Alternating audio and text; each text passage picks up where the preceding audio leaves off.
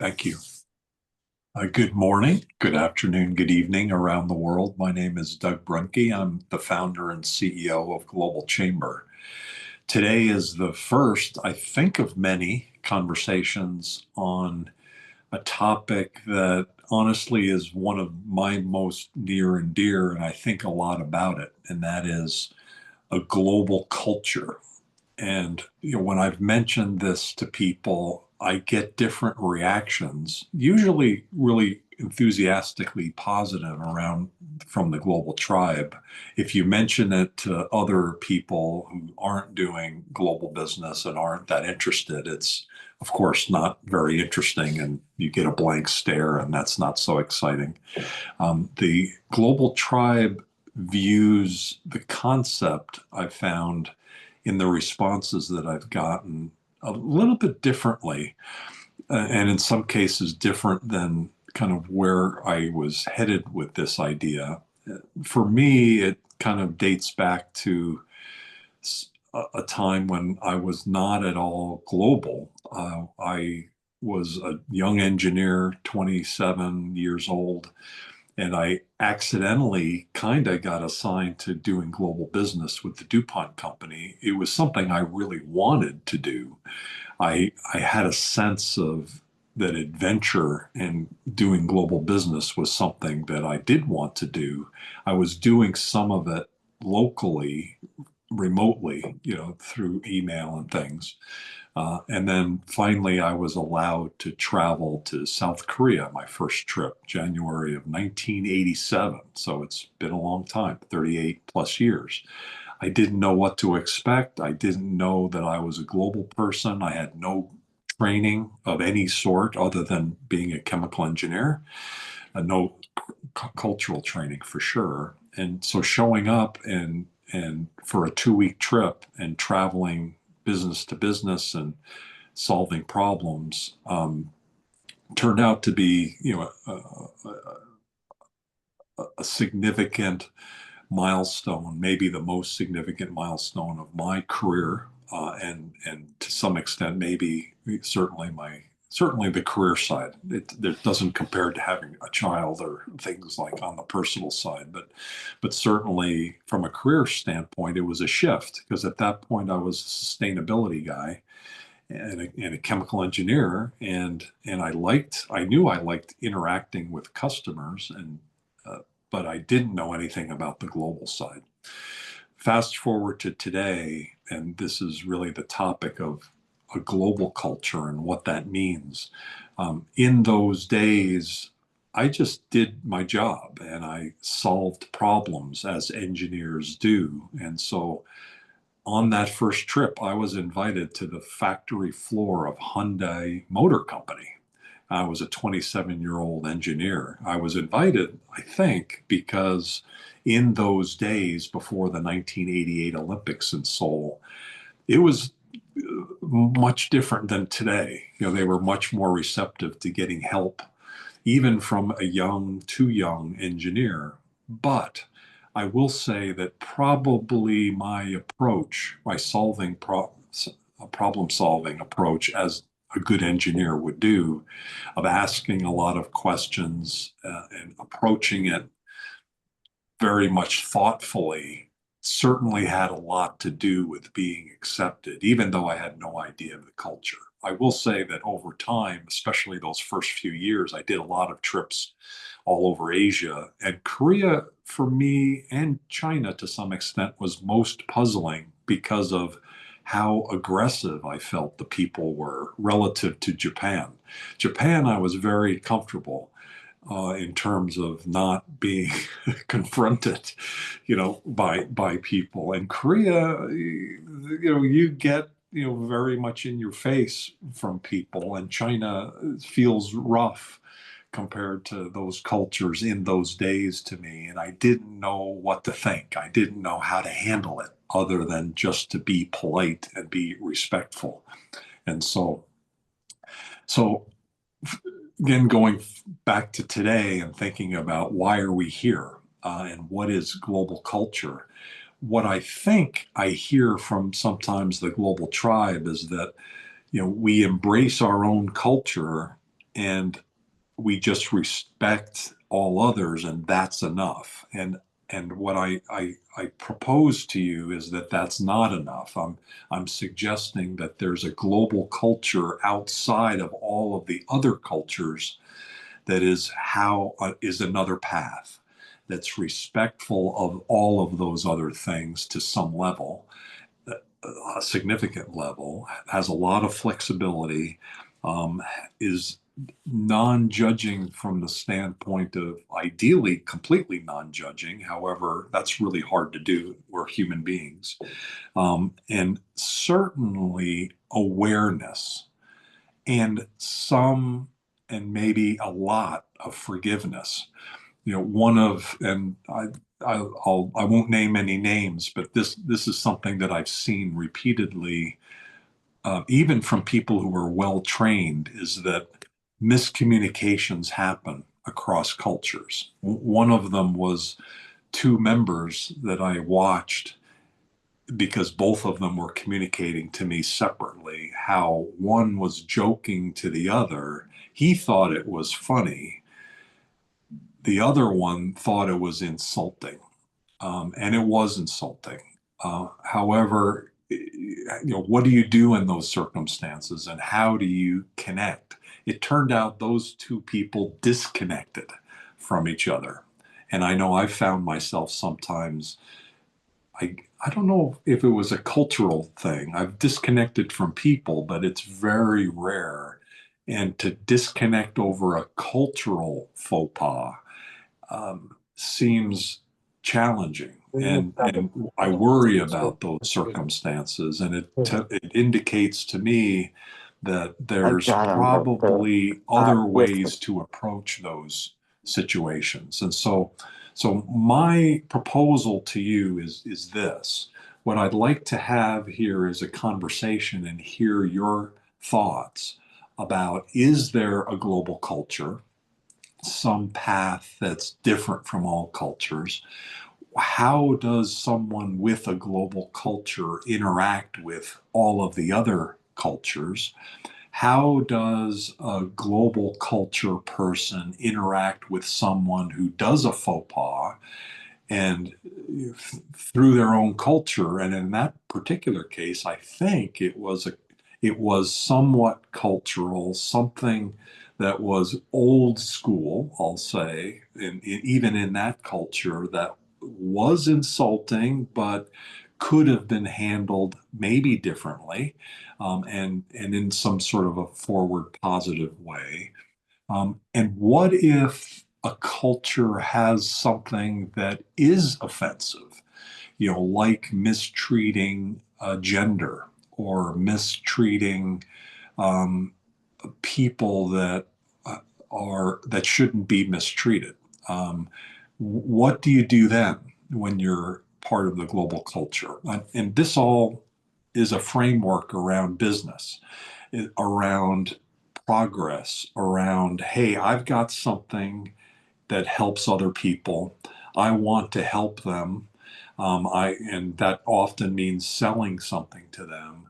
Um, how does someone who is in that position where they have a product or service and can get rewarded for that through some sort of a payment, be able to maneuver through different cultures, ideally all cultures, by having a global culture, and do that effectively? And in what cases do you disconnect? In what cases do you find yourself where you have a dead end? And where are the cases where you're flexible enough to overcome what seems to be insurmountable odds, given the contrast between your culture and others?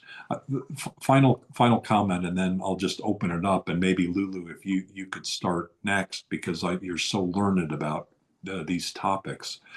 Is one thing I think I've learned very recently, at least something that became clear to me, and it was Masami Sato. If some of you heard her speak at Global Chamber, she's spoken a couple times. and she'll speak more. We're doing a closer relationship. She's a Japanese woman who had a successful business, and she ultimately left Japan. Her sister left Japan as well, which is interesting, from the standpoint of her life and her relationship with her parents and with her own culture. And she, and through in one-on-one conversation, I recognized something and how I approach things, and that is I've always not really been connected as being part of a group. And that I think relates to the culture. I'm a German Polish American. I always felt like I was an outsider growing up because I moved fairly frequently and I just didn't feel like I was one of them. And I noticed when I lived in Japan, there were people like me who were fairly knowledgeable about the Japanese culture and even spoke Japanese. And they wanted to be part of the culture. And I recognized, or at least it was clear to me, I didn't care. I recognized I would never be part of the culture. I'm not Japanese, and it didn't bother me at all. And in their cases, it really bothered them that they had spent so much time to learn the language, to learn the culture, and to not be allowed in, to be a gaijin, to be a gaikokujin, more politely, was very offensive to them. And for me, it seemed very natural. It's like, of course, I'm not part of the culture. I don't feel part of the American culture, really. I'm American. I grew up in the United States, but I'm German Polish. Am I German? Am I Polish? Am I American? Am I Japanese? I think something else. And that's why I kind of emphasize the global tribe, that there's something else there for myself, certainly. And I've been connected to other people who have this other thing, this thread of humanity that we all have that is important to me. And I would like to use this opportunity to hear your thoughts about how do you relate to this? Is this something, do we all have some sort of a global tribe idea that's different from each other, or is there a general commonality? And what are the tips and techniques that we each can share for each other to be more effective as we navigate multiple cultures? The United States itself, there's 195 countries. The United States as one country often is described as 14 different cultures. And I think as an American, I can definitely, as I've seen those, I understand that there are different cultures. I think all of us doing business in Japan recognize the Honshu and the Kansai difference between Tokyo and Osaka, and the style differences and the different language nuance. I didn't completely get it until I went to Akita Prefecture north of Tokyo, and I could almost not even understand the language. And there was clear differences, very country ways of behavior that seemed very foreign to me within the Japan context that I knew. So we know there's 195 countries. We know that within almost every country there are many different cultural variations. India, I don't even know where to start. And so how does someone navigate all of that successfully? And what are your thoughts about that? So Lulu, maybe too much preface, but what are your thoughts? Because this is your life. You study culture. You're an expert in culture. I'm just a chemical engineer. What did I say there that's right, and what did I say that's wrong? And what are your reactions based on your distinguished career in being able to navigate all this much better and more professionally than I do? Thank you, Doug, and thank you, everybody, um, for calling this meeting. I think it's a very good topic and a very timely kind of gathering. I was in China over 2 weeks ago, One of the things I was talking to my English teacher, who's a university professor, and we talked about the question that relates to what we're talking about here. Say, the question was, now everything, this globalization process, does it create the global culture, like the unified global culture? And some people believe it is to some degree, but I would say actually it doesn't. With the rapid integration and movement of people, what I notice is the overlay of culture that becomes more of a norm rather than a global culture. So meaning like people like yourself, Doug, you have three cultural heritage, and then other people like myself, cross-cultural marriage, living in different country, then all this culture becomes overlay. So that actually makes the one person's cultural identity more complex. So that means we should not or move away from the simple labeling of a person to say, oh, you're American and he's Irish and I'm Chinese, all those. So that becomes complex because that relates to also a sensitive question, very much an issue in the UK is when people ask you where you're from. And the biggest headline issue, Anne-Marie probably remember, is there was a royal reception, and one of the lady, she's a lady in waiting, serving the royal family, asked a black lady, said, where you're from? The lady told her, like the county she grew up, and the lady insisted, say, I mean, originally where you're from, and she was so offended that becomes quite an issue in the UK because, yes, where do you draw the line? Like how many generations going to go back?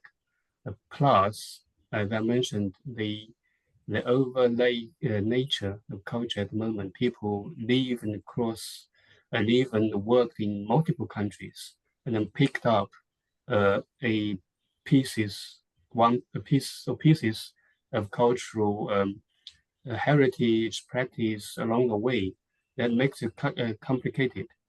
So I think I will start from there. This is actually when we are facing people in our global tribe. The probably for me the first rule is don't try to put people in a box so quickly. Yeah, with an open mind to start with. So it goes to holding back the judgmental aspect, trying Yeah, to categorize people. Right. They look that's like right. this, so here's who they are. That's right. Yeah, because it is like I'm coaching a young lady at the moment. She's 17, and her mother is from Norway, and her father is from Cameroon. So how do you categorize her? So it's actually quite complicated. And she grew up in London. So yeah, so it's quite complicated. Dr. And this is actually becoming more of a norm in many countries. uh, Dr. Christina Wachter, uh, I actually I saw you. Oh, there you are, Dr. Christina. You've written a book on this, and you study this, and you teach at my alma mater, University of Utah, on these topics. Do you have any reaction to this topic that you'd like to share? And what do you think about what Lulu has already started to talk about? Okay, I love what Lulu said because it's far too complex, but that's half of the excitement of this part because I mean, for example, you gave the example of your student with two backgrounds. My husband, his father's Canadian, his mother's Finnish, and he's American. So, we all have someone at least that has a lot of the complex overlaps, and I won't even go into my genealogical thing. I go way back. I'm quite a Heinz 57. But one thing is interesting is we have to understand cultural loyalty. And if you think about this, I even looking at my husband again for an example, he's more loyal to the Finnish culture than he is to the Canadian culture because we're very protective of our cultures. So at this, as we're looking at this for a global culture, we've got to I think we've got to have a whole paradigm shift or mindset shift in order to put this global culture into place. And I think that's how we we progress from here. And in order to do this, we still own elements of our country or culture rather that matter, but we're willing to share them and we're willing to understand what other people are doing. And you mentioned the respect factor, and trust comes this way, but trust comes from the willingness to understand people from cultures other than your own, even if you don't agree with certain things. But one of the techniques that I have is the cultural Venn diagram, where you look for overlap, and there's always overlap, and you have professional overlap in terms of reaching for goals, and you want to sign the contract, you want to do whatever it is professionally. But I think it's more important to start at the personal.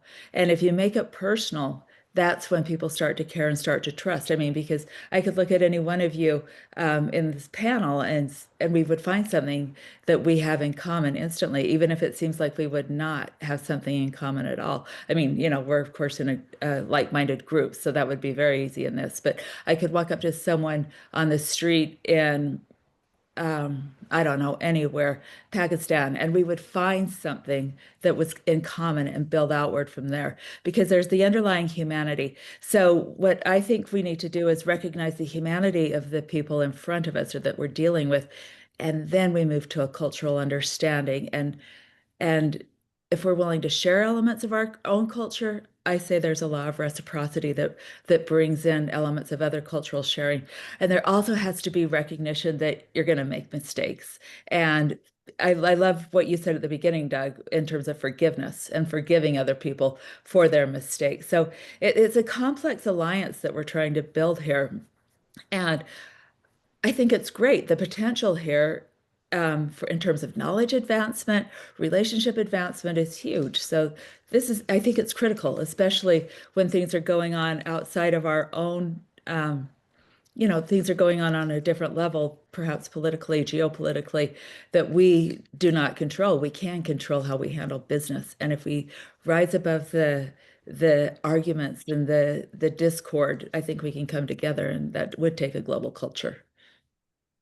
The loyalty that you mentioned, I hadn't heard of that kind of description. It makes a lot of sense. Does that then, I presume, create blind spots, or it Absolutely. creates things like that's a mistake, like pointing out that somebody who's behaving is making a mistake when it's just the way they are, right? So is that Mm. what loyalty drives? Because we're kind of connected to believing that something is right? Yeah, yeah. I mean, you think about this, it's basic human nature to my way, it's the right way to do it. And, we're trained that way. It's cultural, we're culturally entrenched that way in our socialization process. But if we're willing to recognize that is my socialization, this is how I do it in my culture, this is how this value is expressed in my culture, let me find out how that value is expressed in another culture. Therein lies the difference. But you have to start with yourself first and recognize that you do carry these biases with you as you interact and own them Mm. and own that they may cause conflict. Uh, Mona, Yeah. what are your thoughts? Because this is something you think a lot about as well. Well, not only I think about, but I talk about it and I coach on it.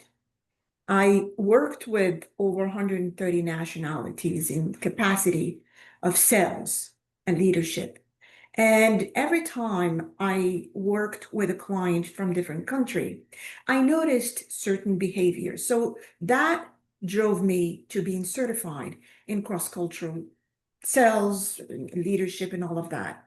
Now, here is the thing. When you were talking about yourself, I am saying, oh my goodness, I am in the same situation because I was born in Morocco, right? If anybody sees me or hear me, okay, I have the background of a Moroccan house, which is obviously my heritage, and we all cherish our heritage. However, when I did my DNA or the ancestry test, now I have a different story.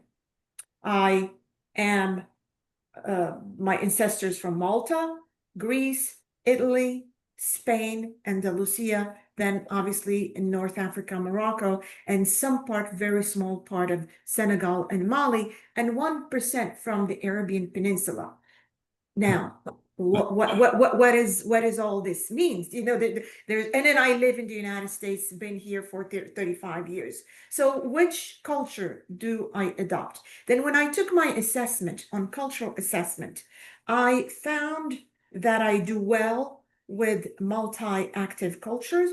I do the same amount as well with reactive culture and with linear cultures. Now, when we are talking about cultures, what are we really talking about? Are we talking about the surface, the heritage, the food, this, that, or are we talking about our own perception of what's beneath the culture, which is very important? Our perspective on family, on time, on risk taking, on so many aspects that are beneath what we see on the surface. And that is what we need to understand. I always use this acronym called DIE, which is obviously describe what you see without judgment. Okay? Anytime you deal with someone, describe what you see without judgment. Then interpret what it could mean from different perspective. Don't jump into judgment, but interpret it based on what it could be from different perspectives. Then the last one, I would say, evaluate only after you know the context. And let's see whether that is in alignment, that works or doesn't work. Or, okay, how do I shift my approach to win business, to win hearts, to inspire, to influence, whatever the case may be? It is, when we are talking about business culture, this is just a big word to me personally. This is just a big word, but we have to break it down to know exactly which business culture are we talking about.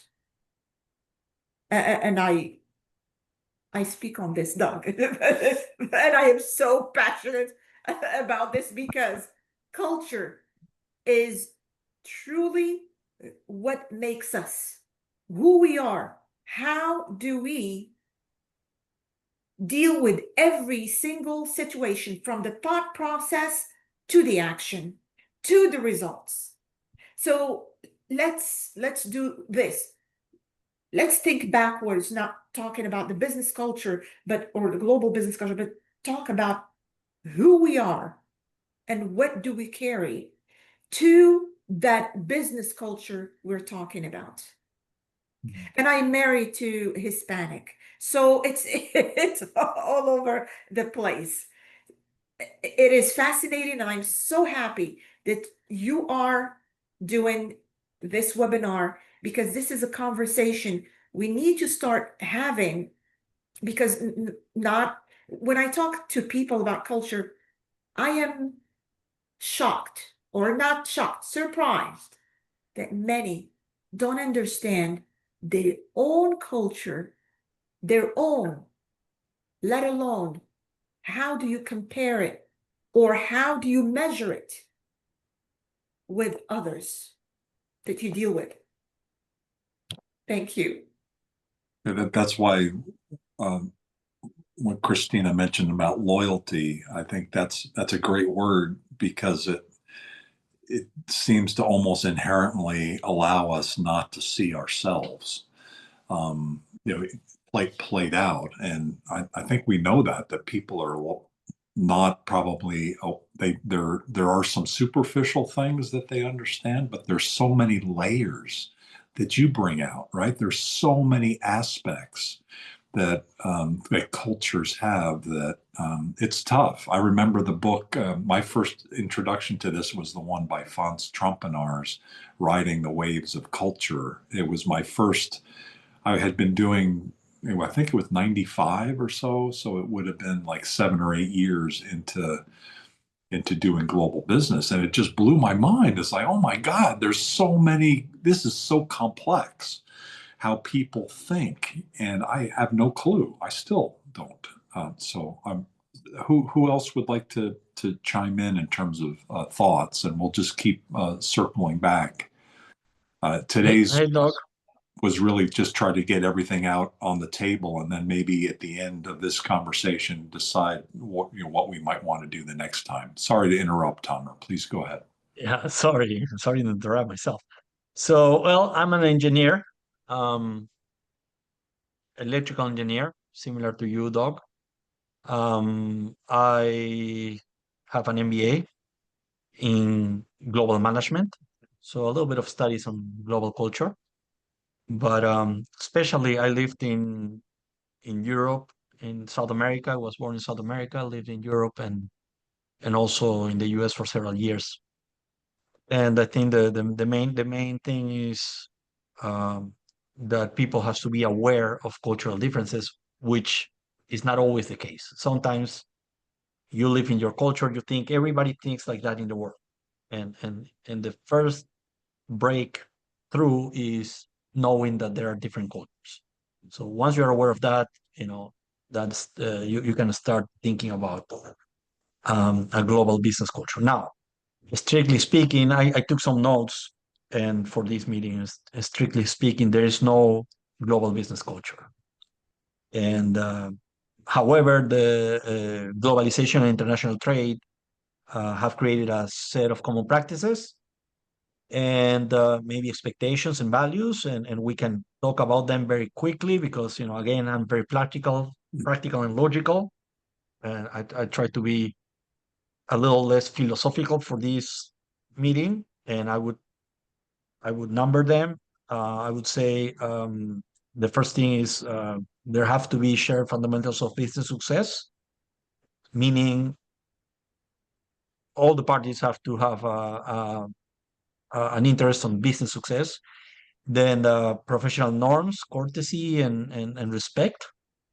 Then probably English is not the global language, but it is in practice a common language for business.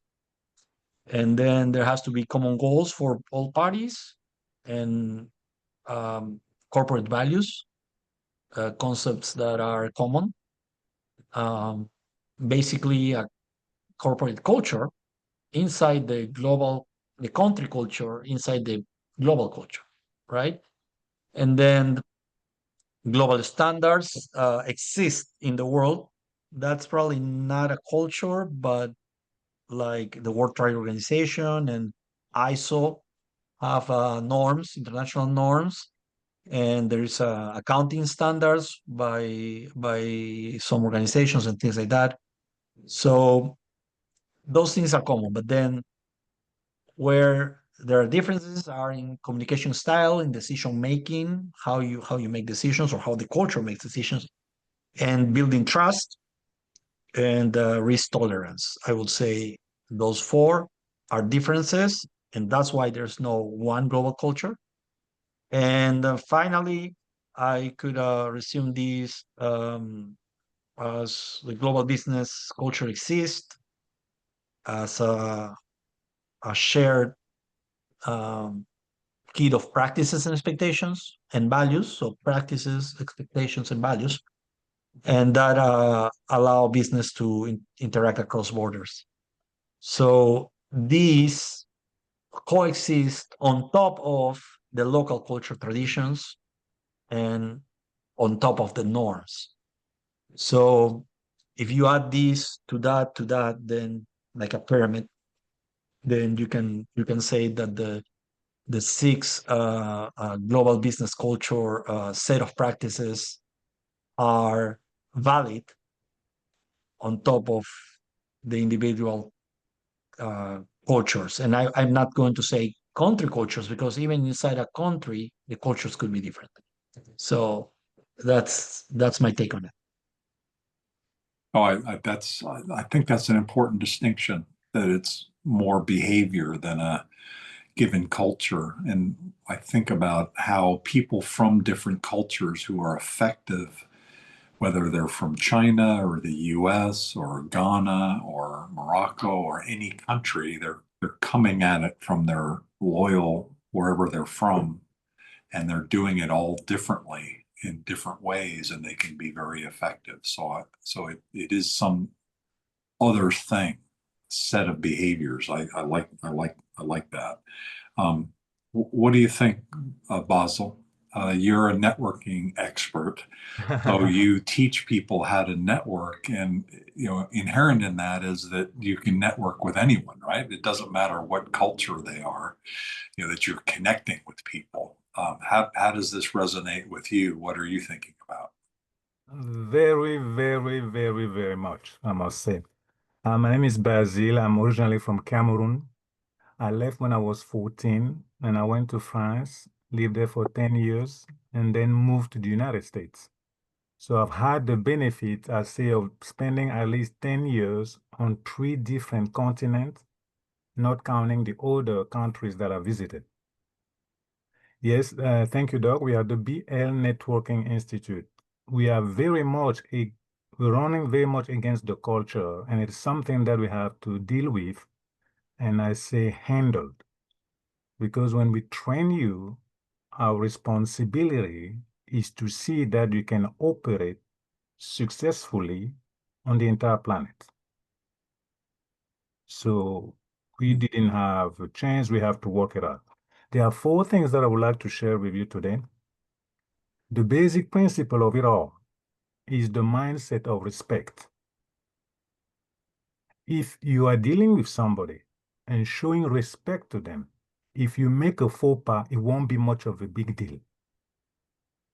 It has a lot to do with the mindset. The second point we cover and teach is communication. When you're dealing with somebody, you want to give them the opportunity to express themselves. Let them talk, let them have their say. We all know we've been to meetings where you can get a word in, or somebody's calling you communication. So that is a big fat no-no in all cultures. Okay. The third thing is the rituals. Oh, by the way, let me add that I taught French here in Annandale, in Virginia, where I live. Most people coming to the training, I was getting them ready to go to France. So I have to set them up so that they are successful in France. There comes in the culture.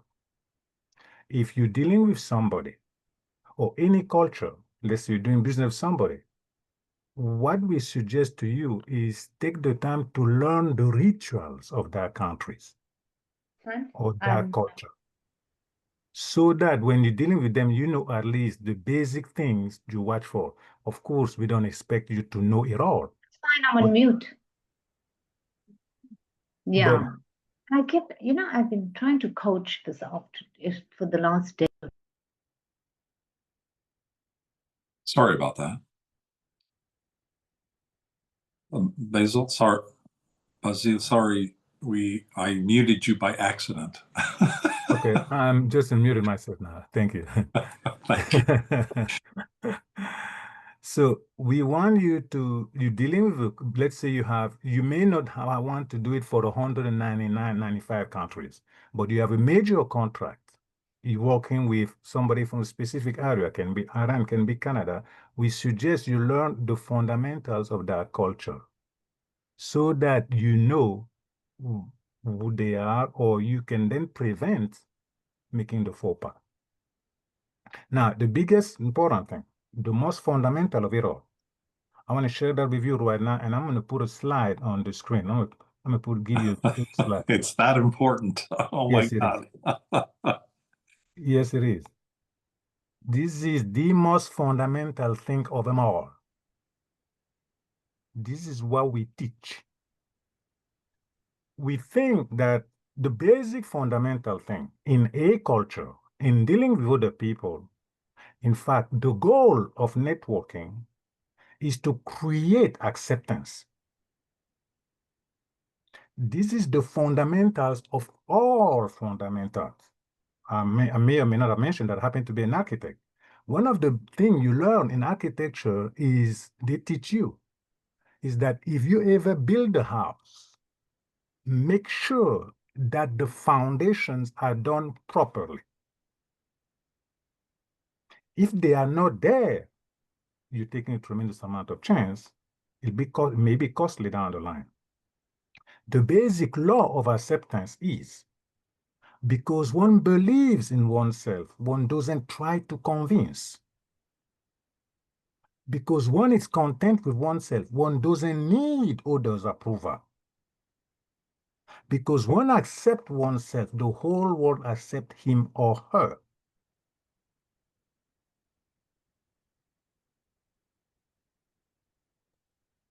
A student who masters this and the other three things that I mentioned will have no problem going across the entire planet and being accepted and doing business. I want to leave you a last example. We all know this famous boxer called Muhammad Ali. Later in his age, he contracted the Parkinson disease. He was shaking like this. And I tell people, I'm sure that his family or other celebrities begged him to stay home, to not go out, so that all they remember is that handsome man, not necessarily somebody shaking like this. But what did Ali do? He went all the way around, including on the Oprah show, where one and all could see him going like this. He decided that the Parkinson disease was not defining him, that he was himself. Now, the Olympic Committee, noticing that Ali didn't have a problem, they invited him at the 1996 Olympics, where he was the last person carrying the torch. The beautiful thing is they never told a soul about it. When he appeared at the last runner, the whole stadium went bananas. People were crying, people were laughing, and that's worldwide. The entire world embraced him. Why is that? Because he accepted himself. The story does not end there. He was brought down. They got him into his car, and the car was leaving. One of the runners saw the car leaving. She passed out. She embraced Ali so much that she couldn't stand the idea of his leaving the stadium. That is how much she embraced him. Now, the fact is, all of you here on this call and anybody else on the planet can achieve that easily. And that's what we do. One of the things we do at the Networking Institute. Thank you. Great thoughts. Great example. Who would else like to share? Hi, Doug. I'm happy to say a few words. Please do, TT. Thank you. Thank you, everyone. I have been yet again well educated, so thank you to all. As you were all talking, a couple of things came to my mind. Again, like you all, I've worked across 5 West African countries. I've worked in geopolitical intelligence and other industries where I've had to pivot to understand cultures in a very, I would use the word complicated way, in terms of going into different countries without having the time to understand the culture. And in meeting people in different countries, I'd have to find the time to absorb and understand and read and learn before feeling pretty confident to connect, in an authentic way, to one, not to conduct myself against any, cultural value, to ensure that I listen and I kind of learn on the spot, but more importantly, to observe. And observation is a very, very key part of what I would call global culture. Another key area I think we're all leaning toward when we're, talking about personal, our individual person is what I call human centricity and human experience. I kind of became a practitioner over a year and a half ago, and we are all becoming more intentional. And I think, and this is my own opinion, that we're now beginning to look inward as opposed to just looking at things from a very minimal baseline. We're beginning to understand there are human feelings, there are human interactions, there are values and values at different levels, and they have different meanings to different people. As simple as a simple dish can have different interpretations. So let me talk about a dish that may be familiar with many of you and maybe not. We call it jollof rice. It's a tomato-based rice. And in all my African countries, the very jollof rice, staple is cooked differently, and it has different meaning. And it just goes to show that your landscape, your culture, your lens, it does it, and it can have a different trajectory, but at the end of the day, it visibly looks the same, and it's absolutely not. Another thing I wanted to kind of throw in the spanner is psychological safety. And I think, maybe we all don't see that as a space of, can we be authentic and can we express our cultural values without feeling that it could compromise our role within our corporate environments? Because we all know that within a corporate landscape, you are confined to some kind of what I would call you're confined to a specific room size, and you have to think about what you talk about. So how can we now connect global culture with psychological safety? Some people may not be able to, to express themselves authentically because of the fear of their role and reprimand. But this is culture. Where does it fit in? So let me kind of stop there, because this conversation kind of got me thinking about psychological safety, which is completely different, but it has a space in this discussion. Doug, over to you. Thank you. To me, there's a couple things your comments bring up to me. One is, not being a woman, there are situations that women face that are different than a man would face. There's judgments that are made by people because of gender, because of their nationality. My wife is Greek American, and Greeks and Turks have a history, as Israelis and Muslims have, and Arabs have, and there's history involved and judgment involved with a religion and all of those factors. And so I come back to what was described as being yourself by Basil. Okay. But what if there's that judgment there? Is it just a matter of time then that you work through those kinds of things by being yourself and being the Muhammad Ali in the room, or the Yeah, Mother Teresa in the room, or the person who transcends all of that? It doesn't happen immediately, does it? well, it may or may not, but this is what it does. It commands respect. Like if we all know, it happened to all of us. You meet somebody, but they are not really themselves. They're trying to, in fact, that's how we have been educated. When you're growing up as a child, you say, I'm going to become a pilot. They say, what are you talking about? We get constantly knocked off on not being ourselves.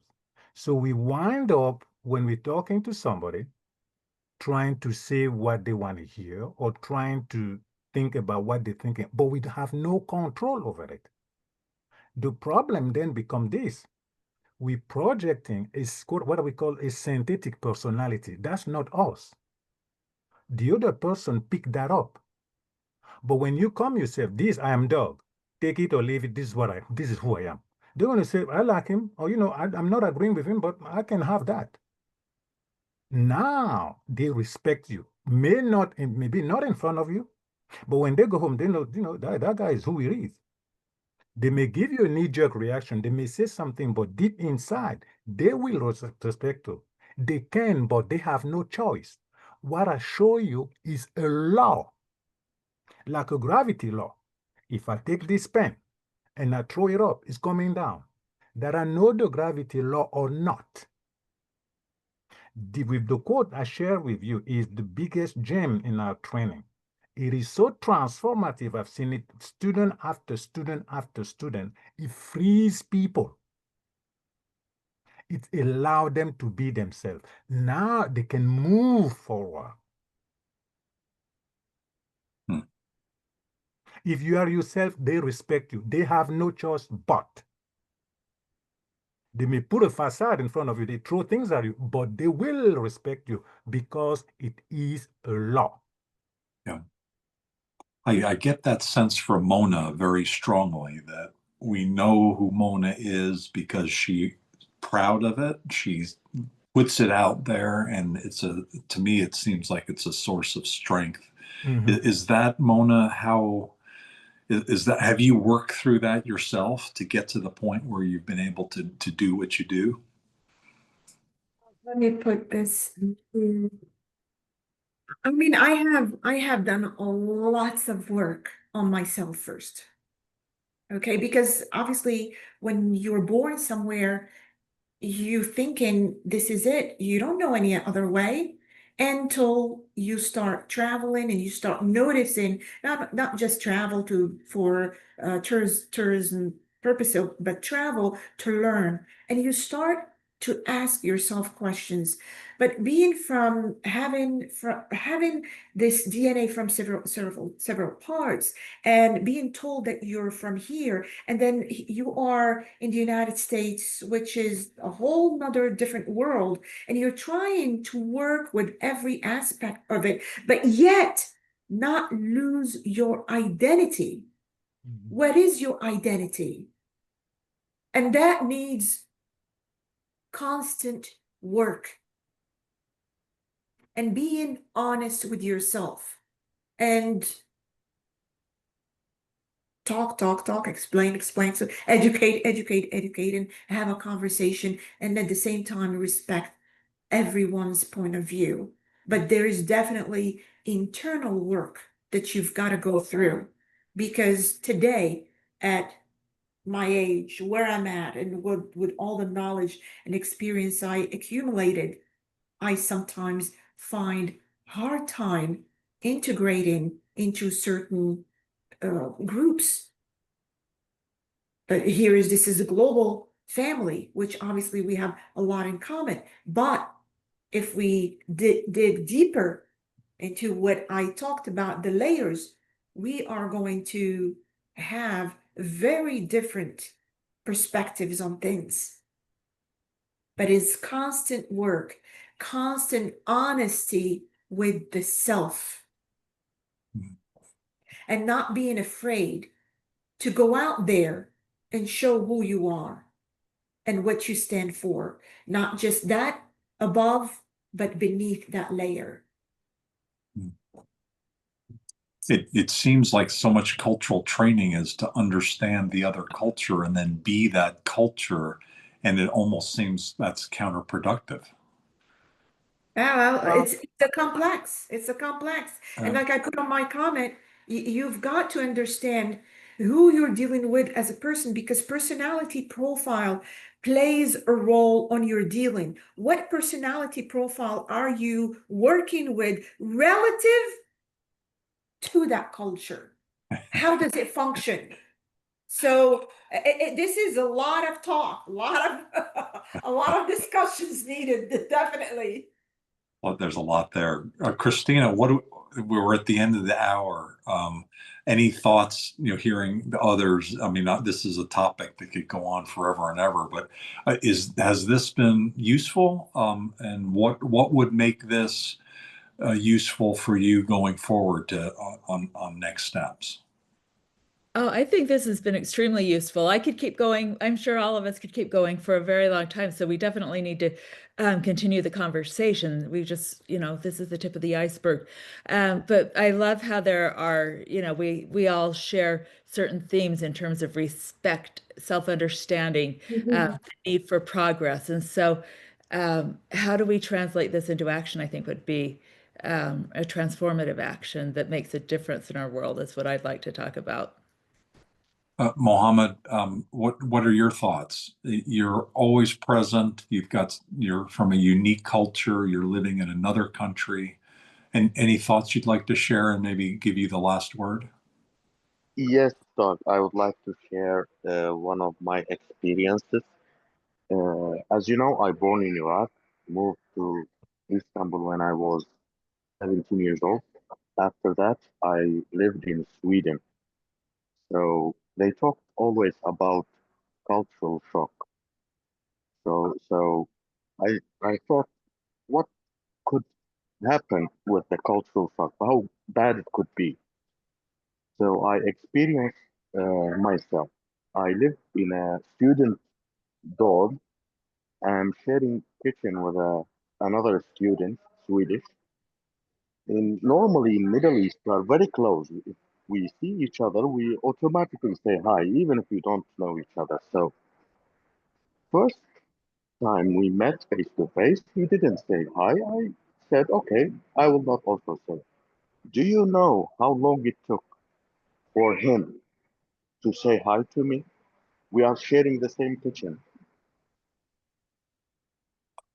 Sounds Yes, like a long time. More than a one week? year. 1 year. So I thought, uh, I continued, but he's still my friend on Facebook. So uh, when I think about cultural shock, the earlier you get the cultural shock, the understandable you be to other societies and uh, cultures, as you mentioned. So this is what I would to share. Beside businesses, now when it comes to social life and student and life in general, so you have to be prepared to experience cultural shocks also. So thank you very much for a great. I enjoyed this meeting. So hopefully, I hope I added some smile to your face at least. So thank you very Excellent. much. Thank you all. See you again, hopefully. Thank you, everybody. We're at the top of the hour, so I think that's a great way to end it.